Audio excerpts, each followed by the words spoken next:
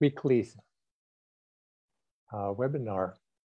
And this morning, or it's morning for me, but this evening for everyone, I want to speak about a subject that has always been intriguing to me. And as we know from Master's teachings, that there's a universal impulse, is the way Master said it. And Swamiji explained this also in his book, Out of the Labyrinth, that there's a universal impulse toward expansion.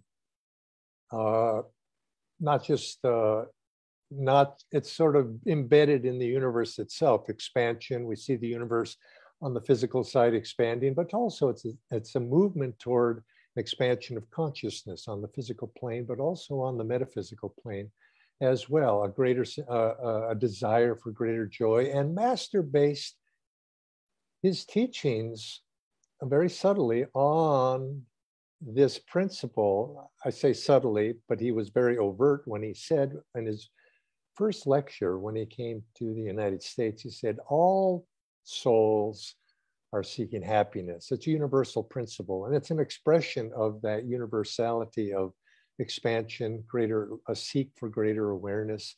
And of course, as we seek happiness, we begin to look out into the world as what is going to bring me happiness. We look for ways that we might be able to express that in our own lives, find those in those lives. And out of that, of course, arises in the world various teachings and religions, and have been passed down to us.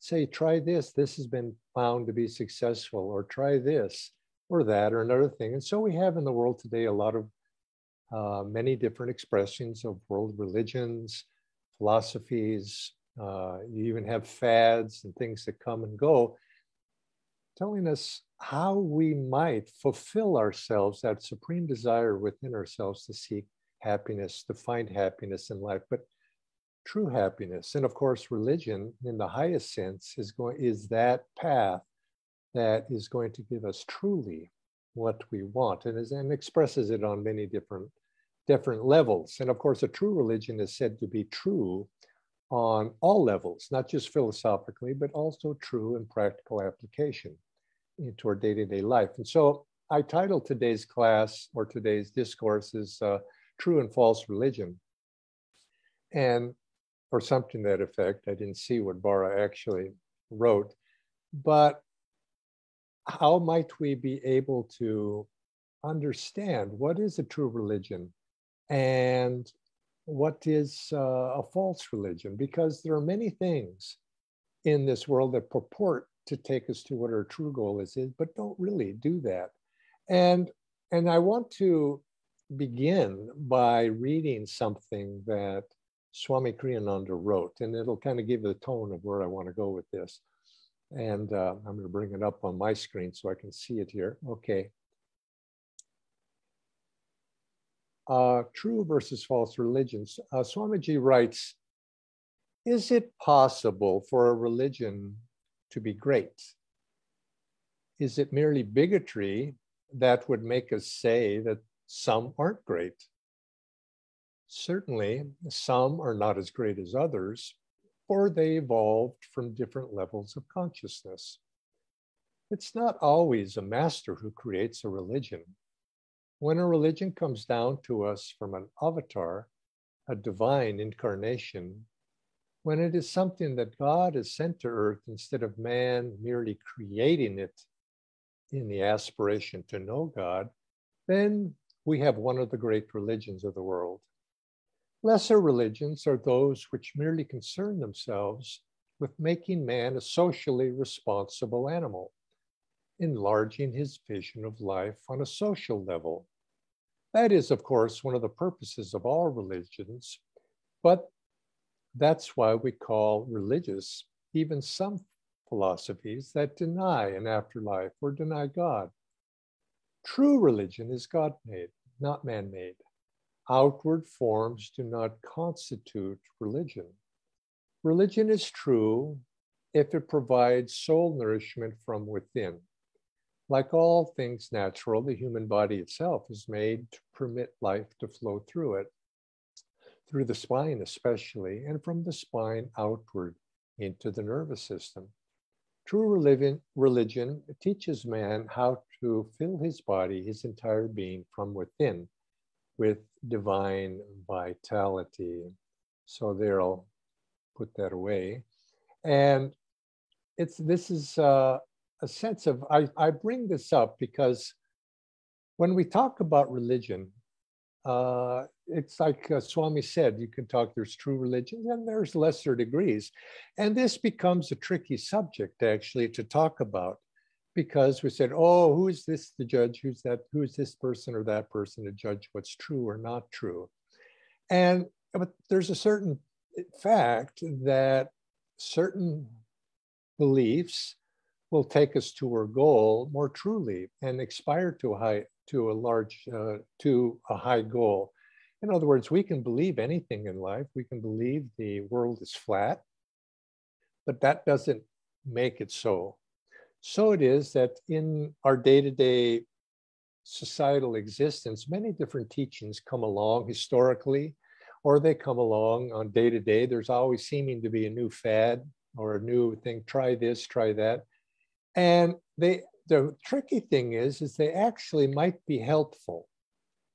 And to say that they're false is not necessarily helpful to those people who find that teaching helpful. So consequently, one has to be careful when talking about this subject, because I mentioned last week a principle that Swamiji said, which he took from Master, that it's a spiritual sin to destroy the faith of another person. In other words, if a person believes in something and you say, well, that's actually not true. Well, you may be right, but does it help that other person? Because sometimes they're believing in things that have a helpful nature to them, or it helps them to rise up. Although the ultimate veracity of that may be suspect. And Master addressed this question with regard to a certain teaching in America, and it's in other countries as well, where the founder of that religion had buried a set of scrolls on bronze, I think, or brass, and he buried them, and many years later came back and dug them up and claimed that he had discovered these tablets written with the teaching on them. And he was a very charismatic person, and he drew a large crowd to him. And they were nice. They were not bad things that were written on the scrolls, but they were forgeries. They were not forgeries, but they were not true. They didn't derive historically. He had created them out of a general good teaching. And so many people have been attracted over the years to that. But Master was saying there's a certain, if you go deeper into them, you can see that there's a certain limitation to them. Now, Master didn't name what this teaching was, and neither will I, but they were helpful to people. And if I've noticed that people who are advocates of that religion, that expression of religion, maybe is a better way to say it, are actually quite good people. And and those beliefs are actually have a lot of common sense to them. And I notice that people live good lives.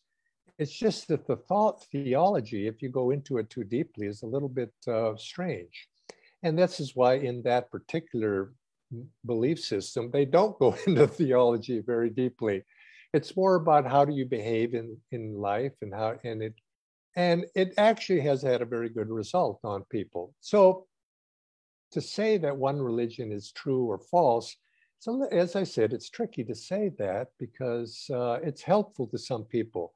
But there comes a point where there's limitations. Does it take you, a certain teaching can take you to a certain level, but it really can't go beyond that because it doesn't contain the truth that will take us to what each of us in our soul ultimately want. And that is, we want soul liberation. We want soul transcendence of the ego, which is usually, you can have a purified ego, and many teachings, what they are, and why they have an appeal, is they appeal to the perfection of the ego. We can create a wonderful system on this world. If we all do this, life will be joyful for everybody. But it's an outward thing of it's not a transcendent thing. True joy, true peace on earth, you might say, is never going to be attained unless we transcend ego involvement. And so this life is as long as we're in this world of duality, which is the world of the ego, there's always going to be pain and suffering. There's always going to be a sense of lack. We're never going to be totally, as souls, fulfilled. And so there's always going to be aspiration to go beyond that. So a true religion gives us those tools and those aspiration to go what we truly want as souls. And so if you hear in the news about there's a new religion or a new fad or a new expression or a new something or another, remember, there's nothing new when it comes to religion. It's only a new expression of something that's universal if it's truly a true religion, a deep religion. And so Master, when he was asked the question, "Sir, is this a new religion?" He said, "No, there's no new religion. There's only one religion. That's Sanatana Dharma, the eternal religion of that which is true universally.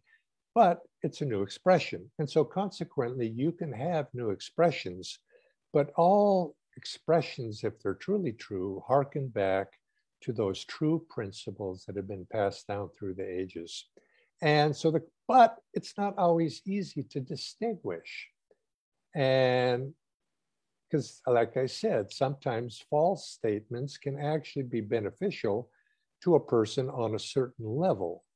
And I suppose maybe when, in old days, many things were said that were not true, but they were helpful. And so I don't mean to shake anybody's beliefs in something, because that would not be wise of me. But nevertheless, for those, you're all here, and I suspect you're looking for the deeper answers to life. And that's what Paramahansa Yogananda brought, a deeper understanding of what true religion is, because we seek to transcend the ego. So some things to think about. How do we know, though? We're in this world. There are many things, many choices out there. How do we know? Well, ultimately, we have to come back to the understanding that one will only know when one has that personal experience oneself. It's an individual, one is individually attains that state of enlightenment, one knows. And there's nothing that will shake one from that understanding. It's, when unity is attained, there's no comparison. But realizing that we're in this world and we're aspiring to that, and assuming that we have not yet attained that pure vision through our own personal experience, I'm speaking to that question. How do we know? Well, some of the things to start with, I think one of the first things is what is being claimed testable? In other words, can it be replicated? Can you and I, if somebody says something's to be ultimately true, can you and I directly experience that? If it's not attainable by us, it's just something that's beyond, then how is it ever going to be tested? We have to accept something not just on faith. Faith can be tested, but it's belief only. And we're in an age where belief itself is not enough. We're in a scientific age. And this is the beauty of science, because science says, is it replicatable? And so is it testable? And Swami Kriyananda had a very good statement. He says, when you're in the world of just belief, you're also tending to be, and societally, you're tending to be in the world of dogmatism. And dogmatism increases in direct proportion to the inability of something to be tested.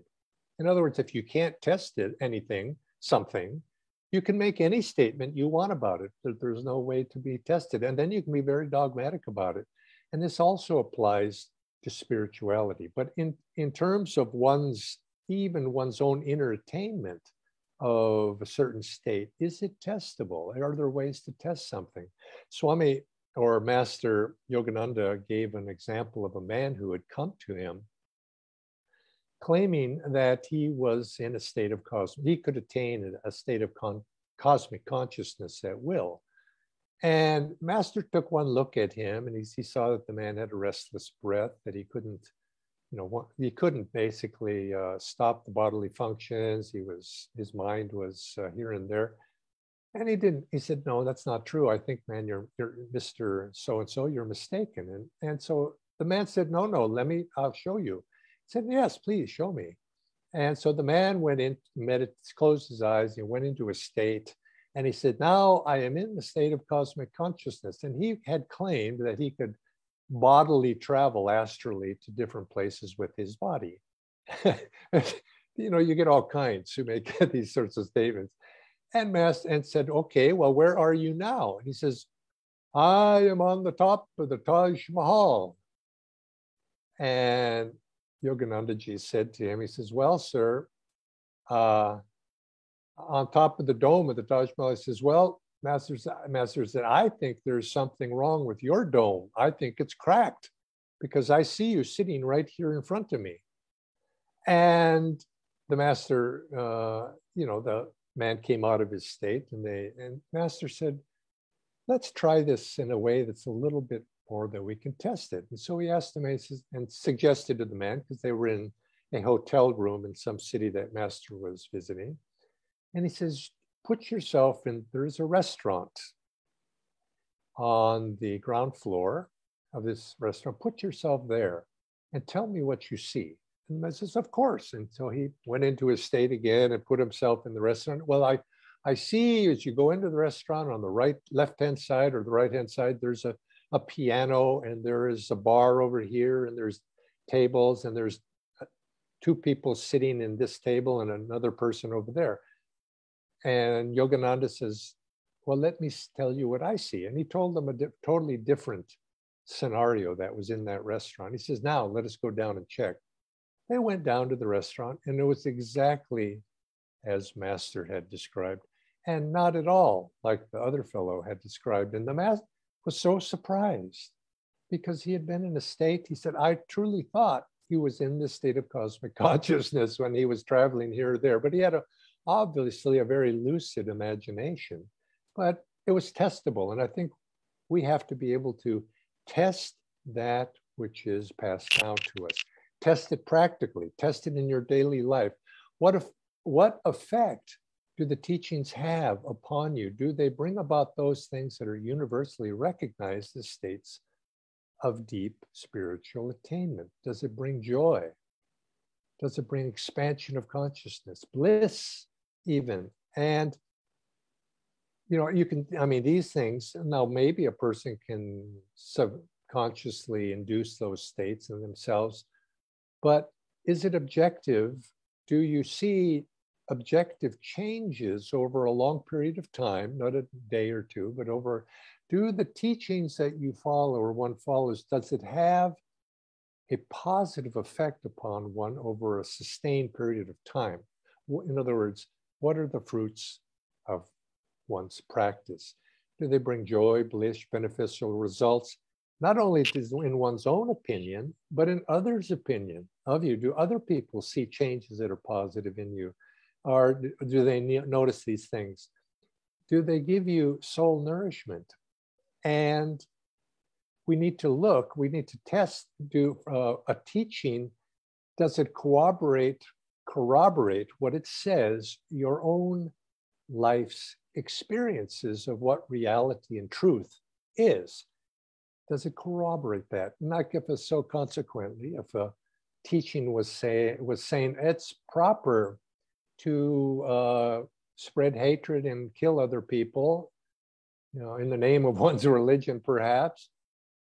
I mean, does that truly, in your life's experience, those sorts of actions bring about joy, love, attunement with higher realities? No. So you have to ask, does it corroborate your own life's experience?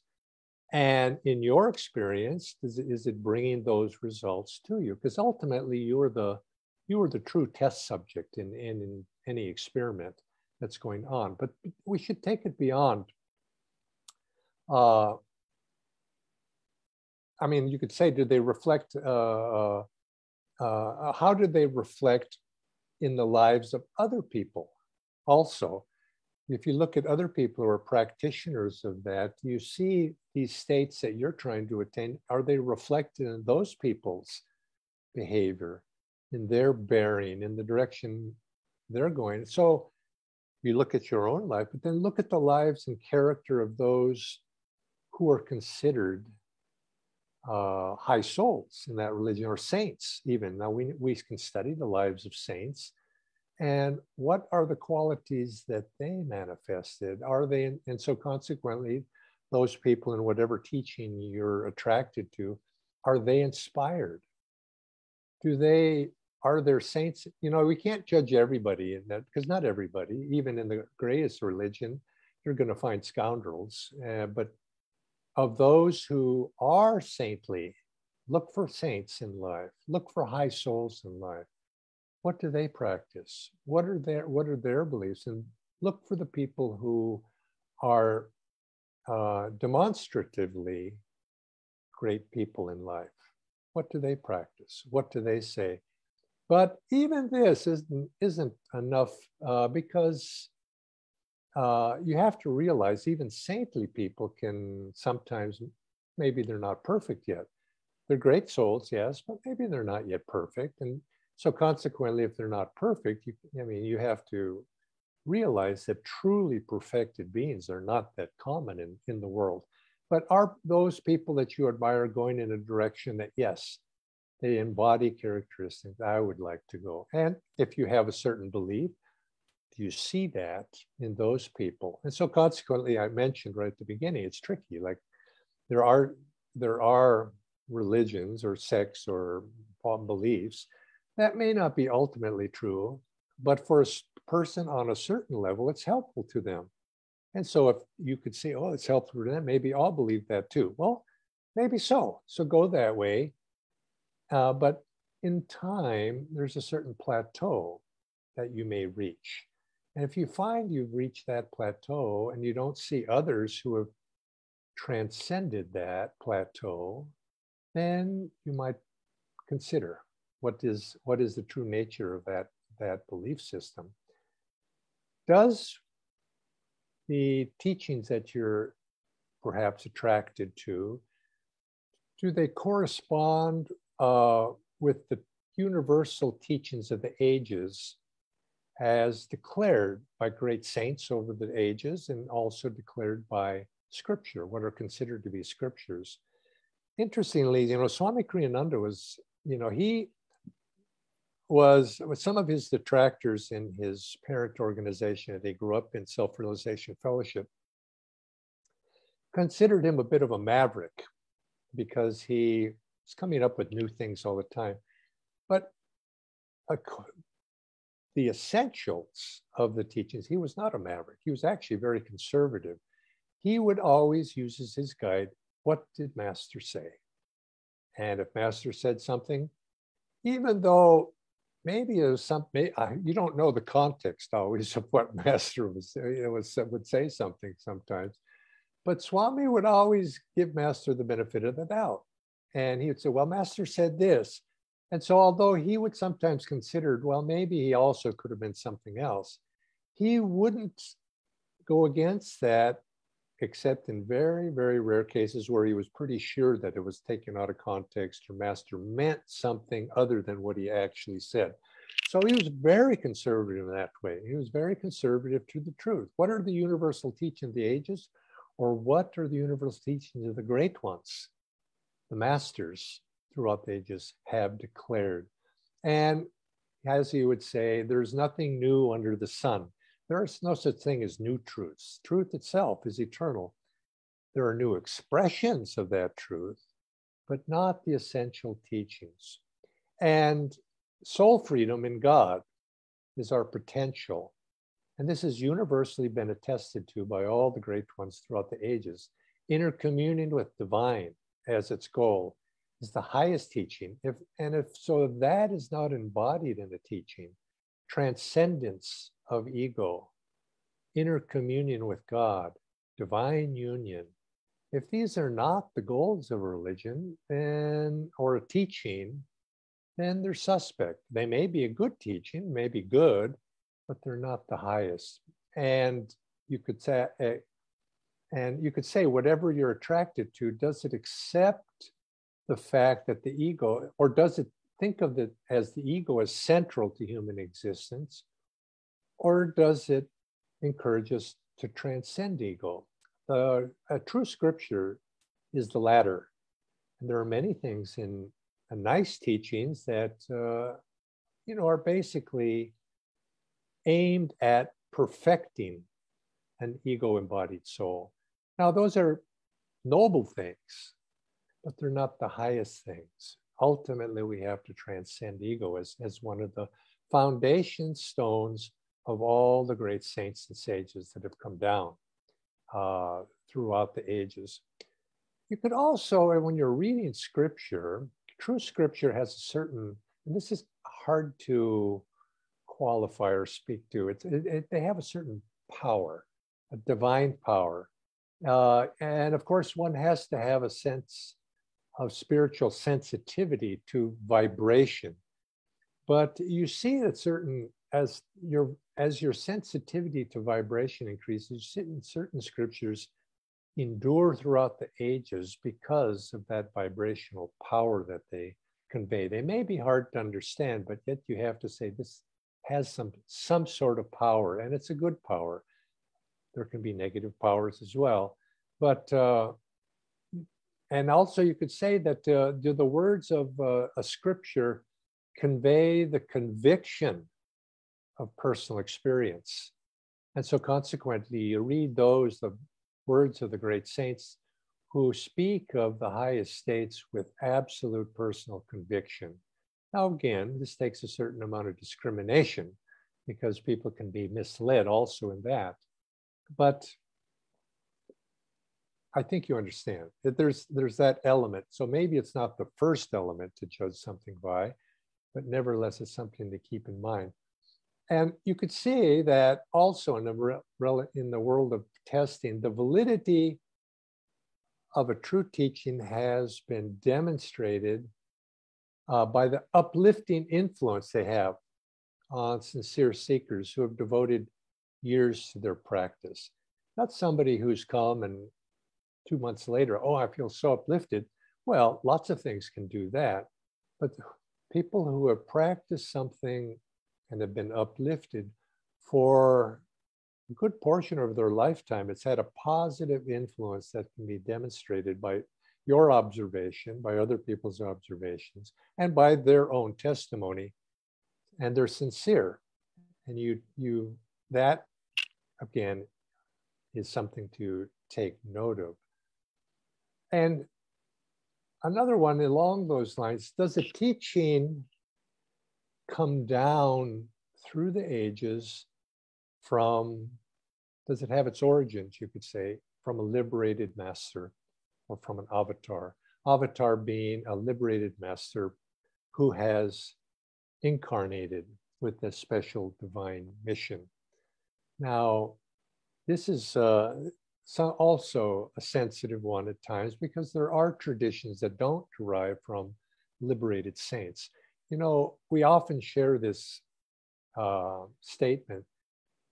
The saints are the custodians of religion because true saints, they know what they know through deep personal experience and personal transcendence of duality. And some people would say, well, I've read this book and it's been descended from angelic beings. Some archangel had said this or that, or somebody had channeled an angelic being and wrote out the scripture of what the angelic being said. Well, right there, you should give pause because angelic beings, even if that channeling, and remember, whenever somebody says, I've channeled something, a high teaching, that teaching is influenced by the channel. In other words, the channel influence, unless that channel is perfectly pure and liberated, it's going to be influenced by that very channel. But also, we need to realize that when somebody channels the words of an archangel, let's say, archangels are a lesser channel than a liberated master. So if I was to go off in a cave and an archangel David or Michael, Gabriel appeared to me, and it might be a high teaching, but it's not the highest of teachings, because does it conform to what liberated souls are? Because angelic entities are not liberated. They're bound on a lesser plane of existence. Now, that's a whole different topic to discuss, but they're not the equivalent of a perfectly liberated avatar. So redemption, remember, this is the principle that Paramahansa Yogananda explained. Redemption comes through humans who have attained soul freedom, not through angels. And this, of course, saints are the custodians of religion, but saints are not always handy. So what happens is dogma takes their place to help people avoid it. Now, actually, we say the word dogma, and in a sense, it's just statements. You say statements of truth, and they're not always bad, because we do need statements, and scripture needs to be applied on all different levels. And so a person with undeveloped spiritual intuition needs some guiding principles. And so we have, like the 10 Commandments, thou shalt not steal or shall not kill, and so forth. We have Patanjali's Yama and Niyama, and as we know, those can be interpreted on many different levels. You know, thou shalt not steal. Okay, that makes sense.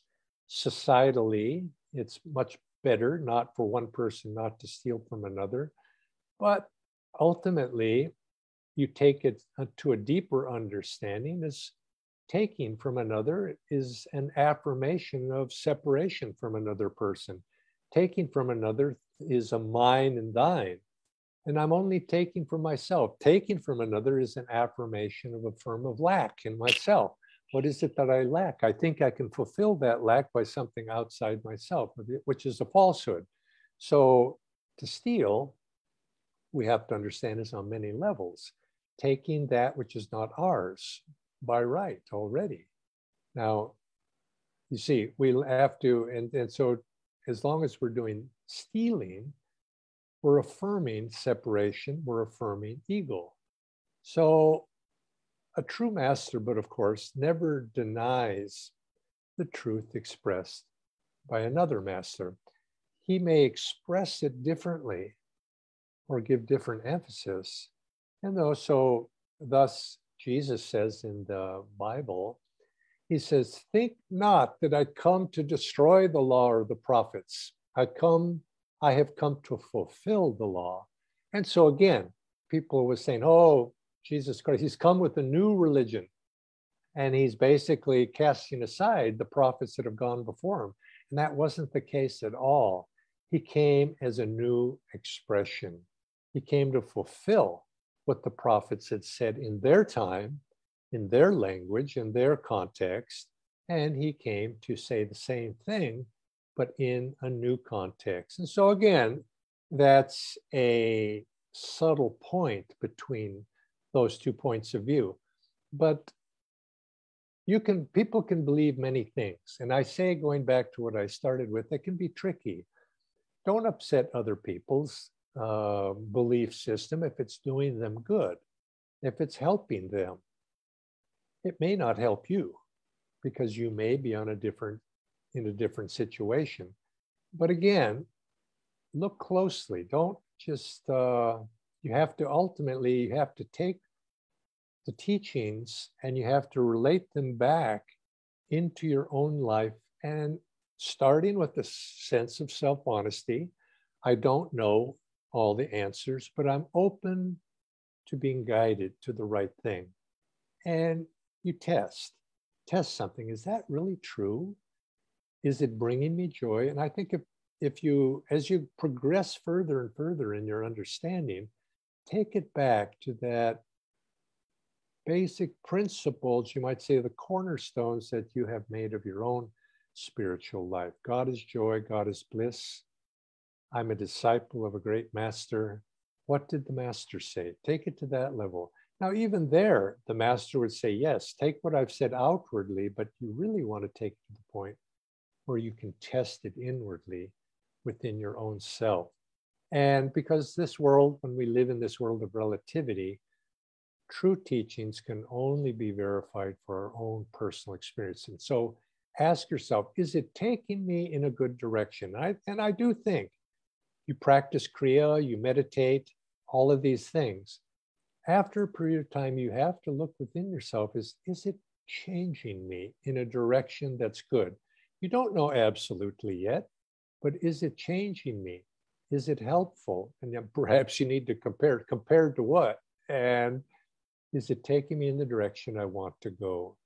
And this is, in a sense, what I think what Swamiji had always encouraged us. Don't just take things on pure belief, test them. And that's why we've been given Kriya Yoga. But even Kriya, we realize you have to practice. We have to practice. Practicing for a year or two isn't going to be able to give us the final test, but you have to ask, has it moved us in the right direction? So my own feeling is we have to test our teachings, unless, of course, we achieve our goal in less than a lifetime. We have to give them a lifetime. Commit ourselves to that, because commitment, if you're not committed to something, you're saying, well, maybe I'll try this for a year. Now that a year, maybe a year. There's always this lack of commitment that creates a block within us. So find something that you can commit to and then test it. And of course, if it turns out it's not giving what you want, well, then you have to seek deeper. And I will conclude with these words that Swami shared. He said, accept nothing that doesn't appeal to your highest sense of what is right and true. Even then, be guided by the supportive opinions of the wise. You see, now he says, first you have to look within. Is it right? Is it true? But even then, be guided. But what do the masters say? And if they say something contrary, well, then I have to go deeper into that and study that a little bit more. You see, because I have to recognize through my self-honesty that I'm not yet clear. And so, accept nothing that doesn't appeal to your highest sense of what is right and true. Even then, be guided by the supportive opinions of the wise. When wise persons in general agree on the spiritual authenticity of a document, or you could say of a teaching, then only, so wisdom dictates, may the document, or in this case, the teaching, be safely accepted as true scripture. If something, and then I'll add, if something contradicts the wise, the true, those who have been recognized age old as the saints, if something contradicts it or contradicts scripture, now, doesn't mean it's false, but what it means is, and this is what Swami and what Master said, be careful. You don't immediately reject something, but if it's been not something that's been corroborated by the wise over time, then it takes extremely good evidence that you should counter what's gone before you. So, a few thoughts. Take those into your meditation and look at your own life and look at those things that come to you, because there's something new all the time. But just again, as Master said, there's no new religion. Sanatana Dharma is the underlying religion of the universe, that which is truth, but it expresses itself newly always. So be open to the expression, but yet always revert back to those touchstones of your own personal experience and the wisdom that has preceded us, the wisdom of the wise, of those who we feel have demonstrated wisdom in their own life and have proclaimed it through scripture or through their own lives throughout the ages. God bless all of you. I hope to see you again next week. Joy, joy, joy, joy to you.